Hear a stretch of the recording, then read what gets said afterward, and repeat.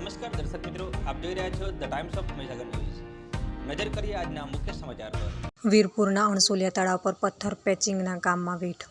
આર.એન્ડ.બી વિભાગની લાખો રૂપિયાની ગ્રાન્ટનું ધોવાણ થતાં ગેરરીતિ આચર્યાનું બહાર આવ્યું।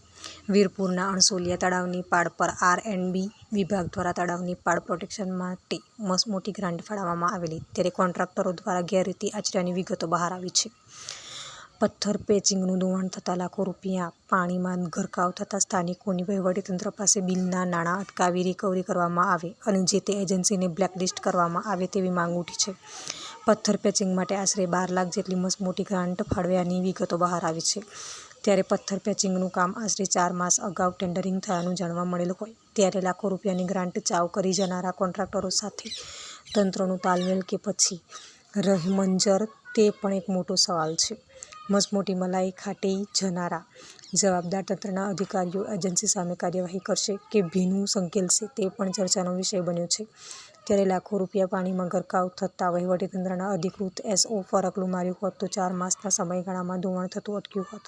બિલકુલ નબળી ગુણવત્તાનું કામ થયાનું બહાર આવતા વીરપુરના જાગૃત અગ્રણી રૂબરૂ મુલાકાત લઈ કામ બીજી વખત કરવા સૂચન કરવામાં આવેલું, તેમ છતાં બેદરકાર કોન્ટ્રાક્ટરો મનસ્વી વલણ દાખવી કોના ઇશારે હોતી હે ચલતી હે જેવી આકરી નીતિ અપનાવી આંખ આડા કાન કરી મસમોટી ગ્રાન્ટના નાણાં વેડફાવવામાં આવ્યા તે પણ એક તપાસનો વિષય છે।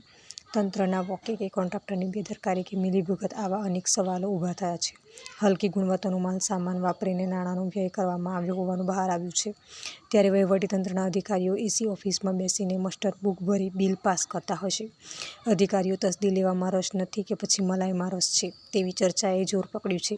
ત્યારે એજન્સી કમ્પ્લીશન સર્ટિફિકેટ આપેલ છે કે કેમ, આવા કોન્ટ્રાક્ટરો કામ કરવા સક્ષમ છે કે કેમ પણ એક તપાસનો વિષય બન્યો છે। આવી એજન્સી પર કાયદાકીય કાર્યવાહી કરવામાં આવશે કે કેમ, ત્યારે સરકારના નાણાંનો વ્યય થતાં અટકાવવામાં આવે તેવી સ્થાનિકોની માંગ ઉઠી છે। સ્થાનિકોએ વહીવટીતંત્ર પર રોષ ઠાલવતા મસમોટું બિલ રોકવાની પણ માંગ કરવામાં આવી છે। વિસ્તારના પડે પરના સમાચાર જોવા માટે અમારી channel the Times of Mahisagar ન્યૂઝને લાઇક, શેર અને સબસ્ક્રાઇબ કરો।